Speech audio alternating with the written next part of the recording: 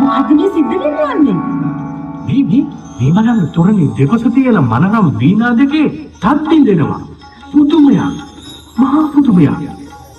ඇත්තමයි. කොහොමද හිතාගන්නේ වෙසක් තොරණක මේ වගේ දේවල් සිදු වෙනවා කියලා? අර බලන්න මේ විශ්මයජනක තොරණේ වටේට තියෙන බලාපොළොව අතරින් කවුද අර මතුවෙන්නේ? දිව්‍ය සලපිලියෙන් සැරසිලා දිව්‍ය විමානයෙන් අර වඩින්නේ දිව්‍ය පුත්‍රයන් නේද? අර දිව්‍යාංගනාවන්ගේ ලස්සන බලන්නකෝ. මට හිතාගන්න බෑ. අපි ඉන්නේ මේ පානදුරේ වෙසක් තොරණේ ඉදිරිපිටද එහෙම නැත්නම් දිව්‍ය විමානයකද කියලා. බලන්න ඔවුන් මල්ලිසිනව නේද? අලංකාර සුවඳවත්.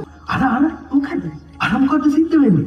අනේ බලන්නකෝ අර ශ්‍රී ලංකා ඉතිහාසයේ අතිශයින් ප්‍රථම වරට යන්ත්‍රානුසාරයෙන් කැරකෙන පරිවාර කූඩු 16 බැගින් කූඩු 32ක් මත ඉදි වූ සුවිසල් වෙසක් තොරණ. ඔය පින්නතුන් මීට පෙර දැකලා තිබෙනවද? ඉතින් ගිනස් පොතට නොයා තියෙවිද මේ වගේ දේවල්?